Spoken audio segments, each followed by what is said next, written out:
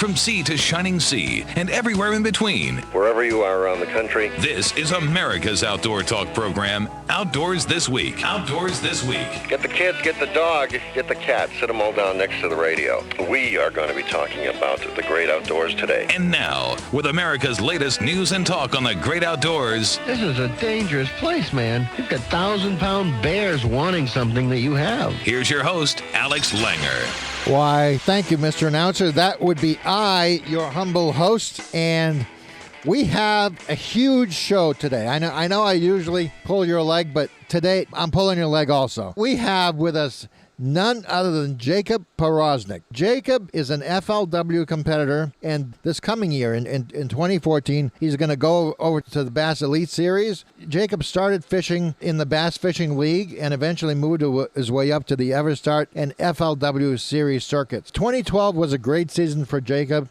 He finished runner-up behind his good friend Dave Dudley in the FLW Tour, and he notched 3 top 10 victories, including in 2012, including a second-place finish at Lake Champlain, which is his favorite lake, and he is currently fishing the FLW Tour. But next year, he'll be fishing the BASS Elite Series. I'm going to ask Jacob everything about his style of fishing and how he got to be so good on the FLW Tour. And then, of course, we have all of our usual suspects. We have Ron Lindner from Lindner's Angling Edge. Then we have Sammy Lee from Tightline. That's right. Thank you. I almost called Sammy Lee good old what's his name. Good old what's his name is Wade Bourne. Then we have good old Wade Bourne. Wade is going to be talking hunting today. So stay with us, folks. We'll be right back. Don't go away.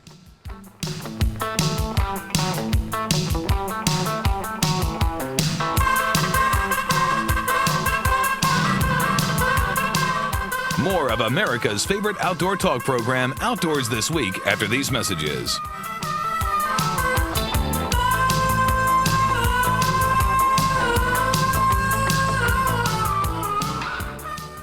Hi, folks. Ron Lindner here for Lindner's Angling Edge Television. Seen on the Pursuit Channel every Saturday early afternoon. Okay, I'm currently doing an article for the North American Fisherman. North American Fisherman has a quite an extensive circulation, 425,000 last I heard. It's one of the larger magazines out there today. At any rate, the title is Anchors Away, well, sort of. Anchoring, at least proper anchoring, was considered one of the fine arts of fishing. I mean, you were a good anchorer, you were indulged in the fine arts. Through the years, though, technology developed and things like GPS, depth finders, absolute accurate maps, trolling motors with spot lock, back trolling and drifting and the like tended to put anchoring as a prime methodology on the back shelf. A little background is necessary. Back in the day, anchoring was the mode. This is the days of the 12 and 14-foot wooden boats, the oarlocks, and maybe you had a 6-horsepower motor on the back, and not all the people owned depth finders. Actually, they were flashers in those days. And a lot of depth was determined by metered strings with weights. And you'd go out there and probe around, and you'd throw some empty bottles wrapped with a string and some weights, and you'd mark off an area. And you kind of figure, I'm going to drift troll or anchor or do something in this area. And you might throw a split shot with a night crawler around, or you might use a bomber with a minnow on it, or maybe cast an area with a plug or a spoon. These various methods were in use. Over the years, however, bass anglers in particular kind of stopped anchoring. They still do. Now, the shiner fishermen with guides, which would pull up in Florida, you see them, they pull up there, they anchor down, and they put these corks out with these shiners, and they float them in against heavy cover. They still do that today, but by and large, most bass fishermen, they keep untied, as it were. They figure that with the machinery they have today, that they can hover in spots long enough to properly fish it down. And in the walleye world, they would anchor in areas and fish with leeches. They still do that till today.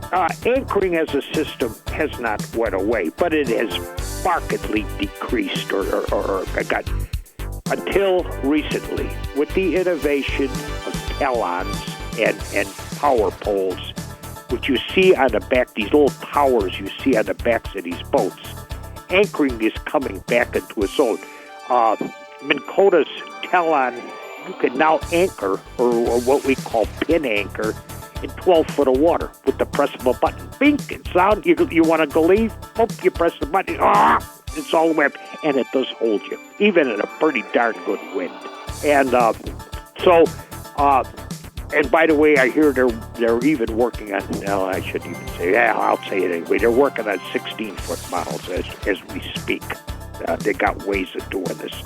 So with these new anchors, talons and these power poles, anchoring is coming back to its own. These guys are, particularly bass fishermen, they're positioning themselves between maybe a very complicated dock layout. There's a lot of number of docks, and they got all kinds of offshoots and stuff. They'll position themselves. They'll pull down. We call it taloning down. Talon down, and from this position, lock themselves down and really cast out. Shoot it underneath the dock itself. Shoot it under the boat. Shoot it under the side of the canopy. That kind of stuff. So anchoring. They're also anchoring in stump fields. And my son Jimmy just came from a tournament up in Leech Lake where they got these big rice beds, and he says these guys were taloning down constantly out in these big rice beds, and they were flipping the real heavy weighted jigs, punch crawling they call it. Ounce and a half sinker with a 6 or 4 aught or 5 aught or 6 aught hook. Heavy duty with a craw on the back, and 65-pound test braid, and a 7.5 foot flipping stick with the 7-to-1 gear ratio. They'll flip that thing out there in 3.5, 4 feet of water. Bass picks it up. I don't care how big he is. They rip jaws. My son just got through doing this. He came back and he didn't understand something. I says, I fish a lot down in Okeechobee. I practice with some of the best punch crawlers in the world. These guys tape their wrists because when you set the hook on a 5 or 6 pound bass in 4 foot of water with 65-pound test braid, there's no give. So you better have your wrists just like a fighter.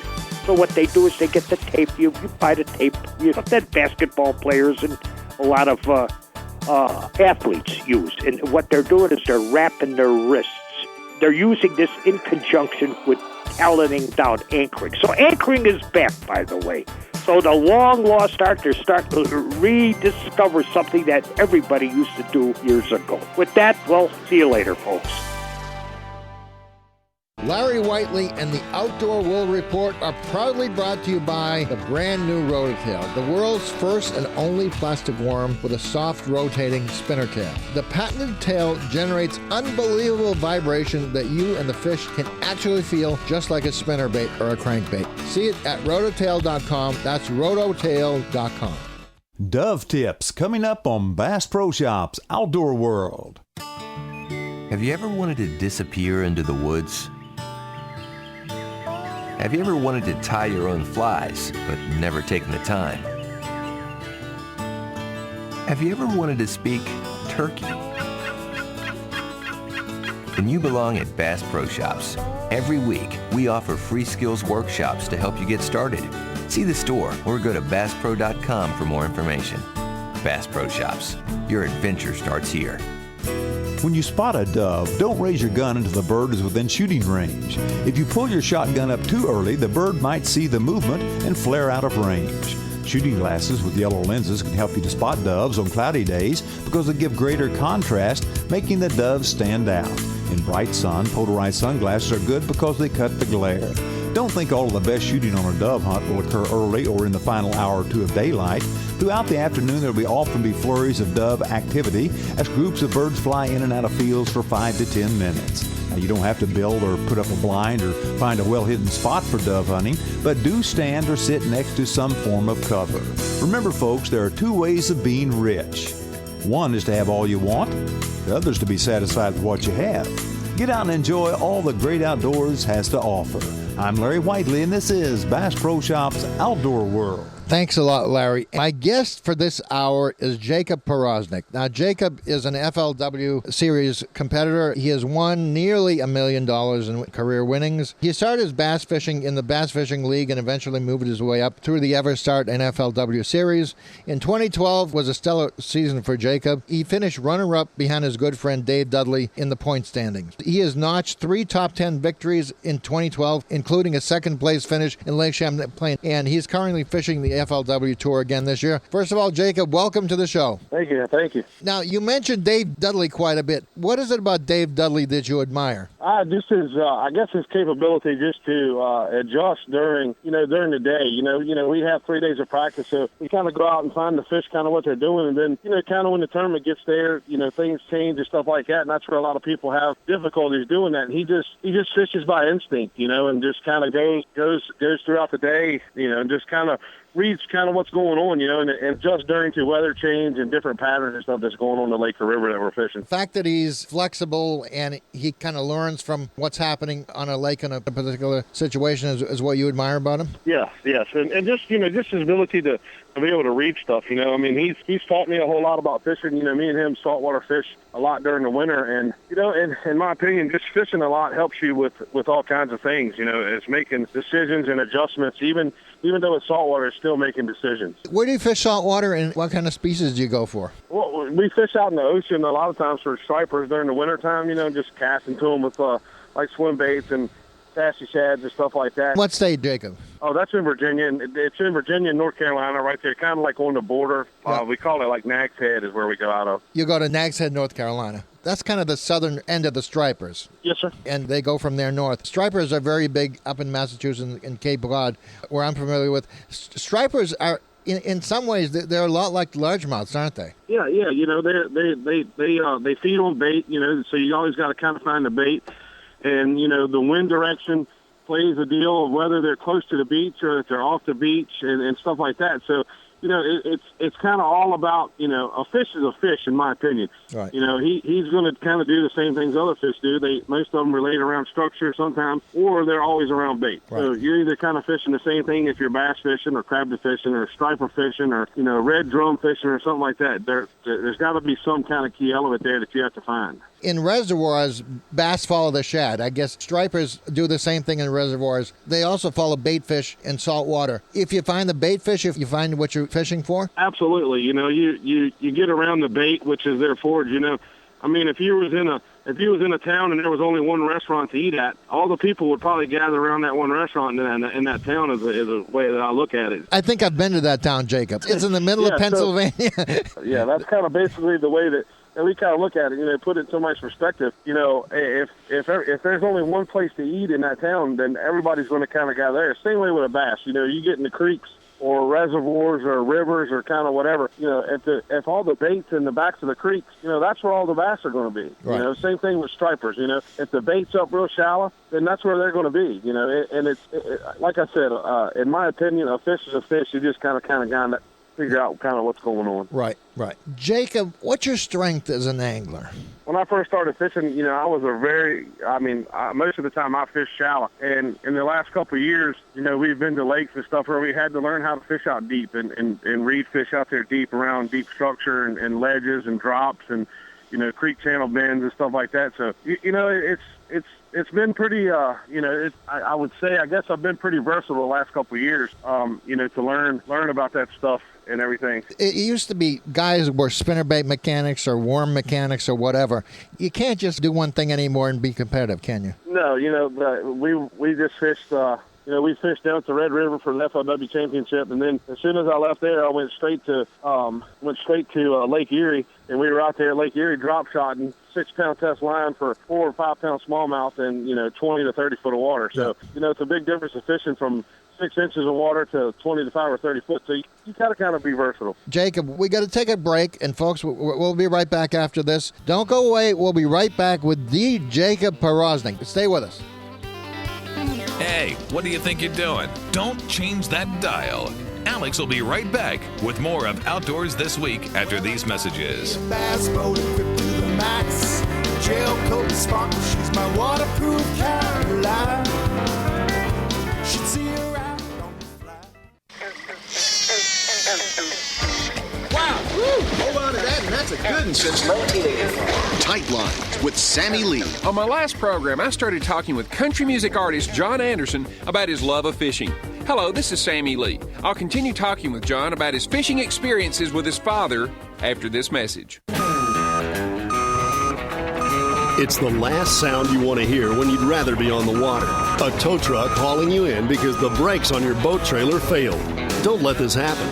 Make sure your trailer is equipped with unique functional products. UFP, America's leading manufacturer of boat trailer brakes and braking systems. So how come your trailer didn't have UFP brakes? So how come you can't mind your darn business? Unique functional products from people dedicated to making things happen. Don't ask her on a straight tequila night. She'll start thinking about him, and she's ready to fight. Island blue, it's no wonder. I look at the things that you do. I just came home to count the memories. While talking with country music artist John Anderson, he indicated that his father had started him fishing when he was a youngster. Didn't he, John? Yeah, when I was 5 years old, he bought me a little open face spinning rig, By the time I was about 6 or 7, I had one of his Mitchells, and I just went on from there. When Ambassador 5000s became popular in our neck of the woods, went on with that, and pretty much learned to fish. I don't know. He pretty much taught me how to fish with everything from a cane pole to a deep sea rig. That's pretty good training for a 5-year-old kid. Well, I didn't learn it all when I was 5. I'm still trying to learn, actually, and do have a lot to learn. But, I have to give a lot of credit to my dad for teaching me a lot of the basics. And I'll say this, he's a great fisherman himself. Looking back, he was one of the more serious fishermen that I've ever fished with. I'll be back with more Tight Lines after this. Is this the biggest fishing breakthrough in decades? It's a revolutionary lure that is the most versatile plastic worm I've ever fished with. Ever see a plastic worm with a tail that spins 360 degrees like a spinner? How does it do that? Be amazed at rototail.com. That's rototail.com. This new plastic worm effortlessly goes through any weeds and thick cover. The unique action created by the spinning tail, along with the versatility that you can use this lure, it's amazing. It puts to shame ordinary plastic worms that either do nothing or just wag back and forth. The tail calls fish from long distances and telegraphs what it's doing back to your rod. The vibration that you feel on your rod tip is amazing. I never would have imagined in my wildest dreams that a soft plastic spinner, you'd be able to feel the thumping as it comes back to you. Makes a great gift. I believe that the Rototail is the next generation of plastic worm. See it work at rototail.com. That's rototail.com. I'll continue talking with John Anderson next time, so I hope you'll join me. I'm Sammy Lee, and until next time, Tight Lines. Tight Lines, brought to you by HuntMate, the ultimate hunting app for your iPhone. By UFP, America's leading maker of brake systems for boat trailers. And by Cheyenne Ridge Signature Lodge. Discover why our lodge earned 2 Beretta Tridents. Thanks a lot, Sammy Lee. And we have Jacob Powroznik with us today. Jacob is an FLW competitor, and he's won almost $1 million, if you can believe that, in bass fishing.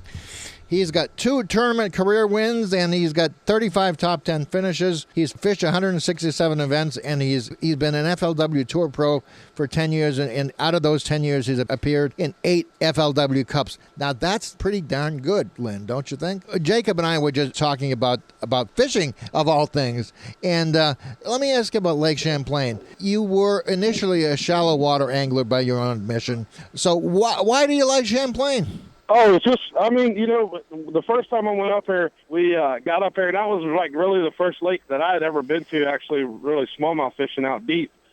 And it was, you know, I just fell in love with it, and, you know, kind of figured out, like the first time I was there, kind of what they like to relate to and hang to, and just kind of done good every time we've been there. Last time I was in Lake Champlain, I took the ferry over it with my car. It's a long, narrow lake, and it separates Vermont from New York State. It has some incredible fish in it. Did you catch them shallow or deep in that lake? You know, you could catch them. You know, you can catch them both ways there. You know, I think I've had 3 or 4 or 5 top 10s up there in past tournaments with FLW. But you know, the one that stands out the most was when I finished second in Angler of the Year, and then in second in the tournament to Dudley in 2000. Actually last year, and you know, I caught largemouth the whole time. I'd never ever fished for largemouth up there before, and it was absolutely phenomenal. I mean, you know, the actual lake was kind of a little bit lower than normal, and it had them kind of grouped up. You know, you could catch, you know, 60 or 70 a day, you know, on a chatterbait or a frog, or, you know, flipping a, you know, plastic power hog around or something like that. You know, it was actually pretty cool. Were these large? Did you say they were largemouth or were they smallmouth? No, they were all largemouth. Where in the lake did you get them? There's that northern end where there's pilings. Did you catch them in the northern end? No, I fished I fished on the south end. I was running about, I guess it was probably like 60 miles down there to Ticonderoga is what they call it. Yeah. You know, from up there at Plattsburgh. And when you get down there, it just turns into like kind of big grass flats, kind of like we fish on the Potomac River. Right. So it was, you know, it was kind of like I was at home, you know. Craziest thing I've ever heard of happening on Lake Champlain. A bass boat had a cow fall into it from a steep bank. It actually injured the angler. There's a part of the fishing on Champlain that made you feel at home, didn't it? Yes, absolutely. You know, it was kind of like the Potomac River, you know, a lot of millful and stuff like that, which I'm, you know, accustomed to from fishing down there. But, you know, just for some reason, a whole lot more bass up there. Right. Take me through your techniques. What's your favorite shallow water technique? I mean, I like sight fishing, you know, when the bass are spawning. It's probably my favorite. Right. You know, even, I mean, pre-spawn, the spawn, and then right after they get done spawning, you know, because they're always shallow, and the big ones are always up there, and you can actually kind of, you know, figure out what to catch them on. Another great thing that I love besides sight fishing is throwing a wacky worm. You know, it's a technique that a lot of people have gotten away from, and man, it still catches the snot out of it. How do you fish a wacky worm? Do you fish it weightless, or do you fish it with a weight in front of it? You can fish it either way. I usually fish it weightless with a you know, you just put like a 2/0 inner hook right in the middle of it.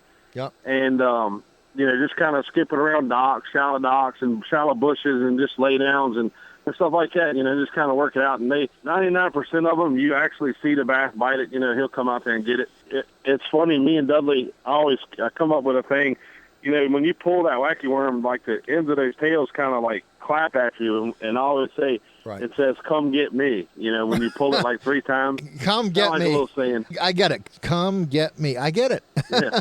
All right. So what else do you like to do in shallow water? You know, topwater fishing, you know, we just casting a little, you know, pop-Rs and stuff up around, you know, shallow laydowns and stuff after they're done spawning when they get to garden fry and stuff, and, you know, the prop bait and stuff like that. I mean, there's all kinds of stuff that goes on. It just depends on kind of where you're at, but it's a pretty neat deal, you know, when the fish are shallow. I mean, I would much rather fish shallow than I would deep, but, you know, sometimes you got to do it. I think most people would agree with you. A lot of people don't know how to fish deep water. Has that been a weakness for you? No, you know, we just in the years past, we never really went to where there was shallow water. I mean, where there was deep water when we were fishing deep water. But, you know, in the past couple of years, we've been to Kentucky Lake, like Chickamauga, right, stuff like that, where, you know, the time of year you have to get out there and fish deep, you know, which is fine with me now. I mean, I've learned really how to do it. So, Jacob, we got to take a break, and we're going to do another segment. So would you come back? Yes, absolutely. Great. Well, folks, we'll be right back with the Jacob Powroznik. Don't go away. I'm hooked on hooking up. We'll be back in a moment with more Outdoors This Week with Alex Langer. The only remedy is at the end of my lure.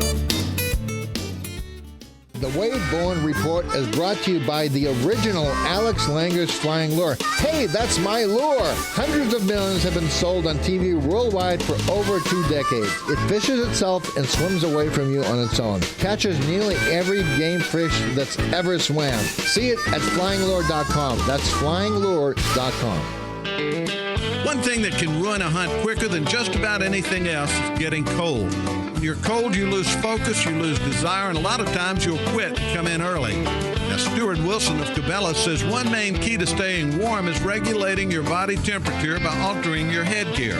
I'm Wade Bourne, and this is Wired to Hunt Radio. Today, tips for keeping warm and keeping going when the temperature plummets. More Wired to Hunt Radio coming up.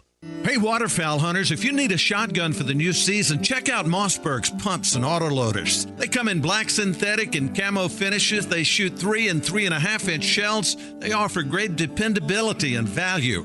Mossberg is America's oldest family-owned and operated firearms manufacturer. Check out Mossberg shotguns online at mossberg.com. Also, be watching for the new series of Mossberg Duck Commander shotguns later this fall. Mossberg, built rugged, proudly American. Cabela's is the world's foremost outfitter for hunting, fishing, camping, and outdoor gear. They offer more gear than anybody, best selection, prices, and quality, all backed by Cabela's legendary guarantee. Shopping with Cabela's has never been easier or more convenient. You can outfit all your needs through Cabela's catalogs, website, and their many stores. Check them out at Cabela's.com. Cabela's, the world's foremost outfitter. This is Wired to Hunt Radio. Stuart Wilson is a product manager for hunting apparel and accessories for Cabela's, and he's an expert on what it takes to keep a hunter warm and comfortable in the field. Recently, Stuart and I talked about headgear, and he said that the head is the body's thermostat. It's where the most heat can be conserved or lost, and this is why choosing the right headgear is ultimately important to a hunter's comfort. Here's Stuart with a headgear recommendation that allows hunters to conserve heat or let it escape, depending on the situation. You can buy a neck gaiter, you can buy a face mask, you can buy a beanie or a full balaclava. The biggest thing that a hunter really needs to understand is that you lose the most amount of heat through your head, and you got to take care of it. So you always want to have some type of neck coverage, either through a gaiter and at minimum a beanie. If you're going in extreme cold conditions, I would definitely suggest what we call a balaclava. It gives you the best of both worlds. You can wear it, covers your full face all the way down through your neck. You're going to get great heat retention, but it also allows you the ability to adjust for conditions. You can pull the top down so it exposes the top of your head and face. You can leave it up. You can wear it in multiple positions to keep you comfortable. That's Stuart Wilson of Cabela's, and you can check out all these items Stuart mentioned on Cabela's website, Cabela's.com. And that's today's Wired to Hunt Radio. I'm Wade Bourne saying thanks for listening and get outside. Thanks, Wado. And we have with us Jacob Powroznik today. Jacob is a top competitor on the FLW Tour. He started his career in bass fishing. He started his fishing career with the Bass Fishing League and eventually moved his way up through the Everstart and the FLW Series circuits. 2012 was a stellar season for Powroznik, finishing runner-up behind his good friend Dave Dudley, and he has notched 3 top 10 victories in 2012, including a second-place finish at Lake Champlain. And no, that's not a contradiction. And Jacob, first of all, welcome back, and let's talk about deep water for a little bit.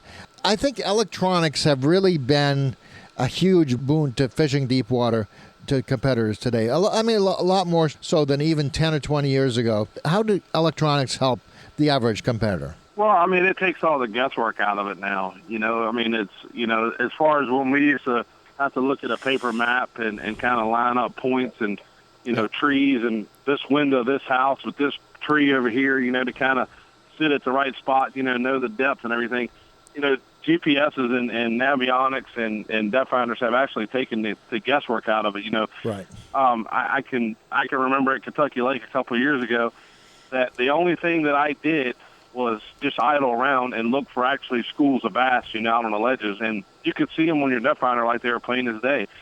And like I said, it took the guesswork out of it. I never made a cast hardly during practice, because only thing I did was just idle around and I keyed on, my Lowrance electronics was my practice, And I went back to the first school that I found the first morning of practice and caught them on every cast for about 2 hours. There was that many bass there, and it's just phenomenal now. But, the thing is, like I said, it's just made it so easy for everybody to get out there to do it. It's really hard to actually find that one key spot to actually win on anymore. Right. In a way, as good as the electronics are, everybody's got them, so it's an equalizer. It's kind of like the arms race, It's taken away, a lot of guys that really learned how to do that, in the past, probably 5 or 6 years ago, that were really doing good in that had spent a lot of time out there fishing deep. It actually killed them because, the Navionics chip and Lowrance electronics and stuff like that, I could find every hole in the lake. What is your favorite way to fish deep? And when I mean deep, I mean 20 or 30 feet or more. We throw a great big football head on like a big 12-inch worm. Yep. It's kind of my favorite way to fish. You throw it on a big heavy flipping stick, 17 or 20 pound test line, and it's just the most productive way to fish because you're always in contact with the bottom, and 99% of the time when you stab him with that football head, he's not getting off. If you're throwing a crankbait or something, then you got to actually have a chance of losing a big one or two or something like that. But with that football head, you're always in contact with them. A 12-inch worm is an awfully big lure. Did you really mean it was a 12-inch worm? Is it actually a 12-inch worm? Oh yeah, and when we're out there, we catch them all the way from 6 inches from 6 inches on that 12-inch worm all the way up to 8 or 9 pounds. The little bass don't shy away from it either. You're absolutely right. A little bass will take a worm that's longer than he is, and a lot of people don't realize that. I think a lot of really big fish come in the bigger baits as well, don't you? Yeah. I agree. I agree 100%. But I've caught some really big bass on a little baby brush hog and stuff where you would think that catching trying to catch a little one, but actually catch big ones. So. Right. Sometimes that works, sometimes it doesn't. What are your plans this fall? You got anything planned? We're just I guide for ducks and geese during the fall. Yeah. Down in Tappahannock, like I told you before, but that's basically it. Just get ready for the 2014 season. When does the 2014 season start for you? Well, this year I qualified for the Bassmaster Elite, so I'm probably not going to be fishing FLW no more. I'm probably going to the Elite side. Really? Some people fish FLW, some people fish bass. What's the difference? If you fish both sides, what is the difference? There's not really much difference. Over there on the FLW side, they kind of have their own sponsors, but on the bass side, you're able to promote your own sponsors. Exactly. How can people follow you online or find out more about you online? You can check me out on my website at jacobproznik.com or on Facebook, either one. All right, so that's JACOBPOWROZNIK. Yep, that's it. What is a derivation of Powroznik? It sounds like either Russian or Polish. Polish. I should have figured it was Polish. Do you have a lot of Polish friends? No. It comes from a long line, down through the family. So, but right. No, it's nothing like that. I've never been to Poland or anything like that, or Jacob, I'm sorry. We've been having some fun with you, but I hear the music. It's time to go. Thank you very much for joining us. All right? Yeah. Thank you so much. And folks, come on back and see us next time on Outdoors This Week. Same time, same place. Alex Langer, Outdoors This Week.